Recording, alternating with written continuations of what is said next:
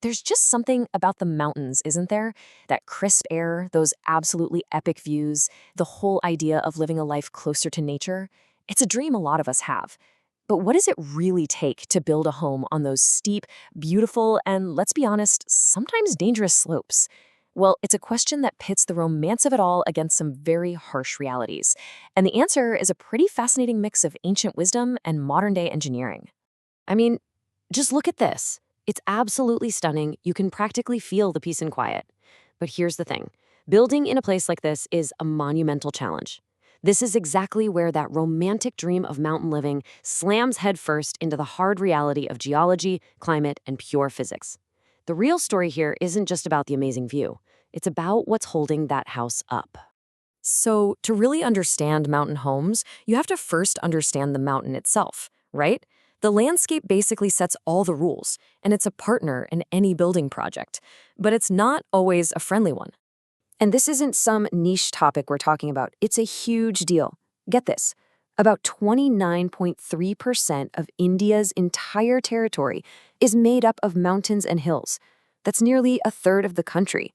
So this isn't just a backdrop for postcards. It's a vital ecosystem and home to millions and millions of people.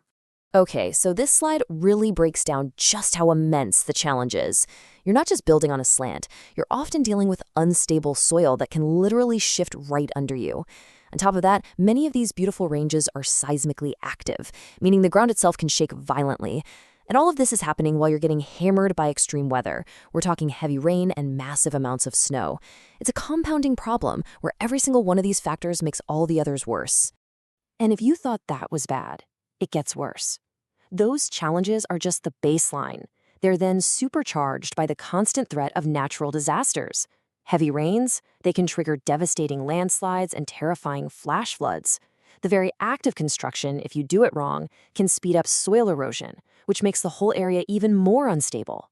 So, how on earth have people responded to these massive challenges over the centuries? Well, this is where we see a really fascinating split between age-old wisdom and more modern methods. It's kind of a story of two totally different philosophies for how to live on the edge. And this slide just captures those two competing ideas perfectly. On one side, you've got traditional wisdom, using local wood and stone to create flexible structures that are actually designed to move with an earthquake, to sway with it. On the other side, modern methods, reinforced concrete and steel, creating these rigid fortresses designed to resist the mountain. But what happens when the mountain pushes back harder? That rigidity can become brittleness, and that's when things break. Let's look at a specific and frankly genius example of this traditional wisdom in action. This is called Kathkuni construction. It's not just a building style, it's a brilliant solution that was born from the environment itself. By layering timber and stone without any mortar, you create a structure that's not only incredibly stable and earthquake resistant, but also provides fantastic insulation against that biting Himalayan cold. This is architecture that actually listens to the mountain. And that's the key insight, isn't it? Knowledge like Kathkuni doesn't come from a textbook. It's the product of generations and generations of lived experience. It comes from the mountain's first peoples, the original custodians whose entire culture is inseparable from the landscape itself. And this is what's so important to understand. For these indigenous mountain communities, the land isn't just a resource you can exploit. It's fundamental to who they are, their identity, their culture, their spiritual well-being. Their ancestral ties aren't just to a spot on a map, but to the entire ecosystem, the forests, the rivers, the soil, everything. And again, we're talking about a significant portion of the population here. 8.6% of people in India are indigenous. That's spread across more than 700 distinct ethnic groups. These are not small, isolated pockets of people. They are a major and incredibly diverse part of the national fabric. And this slide just gives you a tiny glimpse of that incredible diversity. From the Gudis and Gujars in Himachal Pradesh, all the way to the Apatanis and Mompa in Arunachal Pradesh. Each community has its own unique language, its own culture, and this deep, place-based system of knowledge. This quote, from a text back in 1986, it kind of offers a window into how these communities have often been seen from the outside.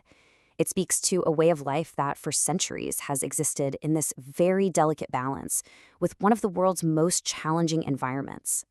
But that balance is now being tested. A whole new wave of people is moving to the mountains, drawn by that same dream of a better life. And this brings us right to the modern dilemma, where the search for paradise meets the cold, hard truths of practicality. So, what is that modern dream versus the reality? Well, the dream is obvious, right? Cool air, amazing views, a slower, less stressful pace of life. But the reality can be a real shock to the system. Housing, utilities, even your groceries are often way more expensive. Access to critical stuff like healthcare can be limited. Transportation can be a real headache. And that dream of working remotely might get shattered by a really spotty internet connection. Ultimately, the bottom line is this. It is not just a change of address. It's a fundamental lifestyle shift that requires some serious preparation. And this huge influx of new residents, who often bring very urban expectations with them, puts an immense strain on the already fragile infrastructure of these small mountain towns. So this all leads us to the final and most critical question. With all these different forces converging, you've got the environmental challenges, the cultural shifts, this new wave of urbanization, what does the future actually hold? Well, it's a future that's going to depend on finding a very, very delicate balance. So let's just break down these pressures really quick. We've got rapid, often totally unregulated urbanization, which leads to unsafe construction. We have climate change, which is making those already unstable slopes even more dangerous. And maybe most tragically, we have the slow erosion of the very traditional knowledge that could help us solve some of these problems. It's a perfect storm of pressure, straining resources and creating real friction between newcomers and the original inhabitants. And all of that leaves us with this one final vital question. How do we build a future on these slopes without completely erasing the past? How can development happen in a way that respects the environment and the people who have been its stewards for centuries? How do we build new homes and new lives and new economies in the mountains without paving over the wisdom and the culture that made them so special in the first place? That is the balance we have to find.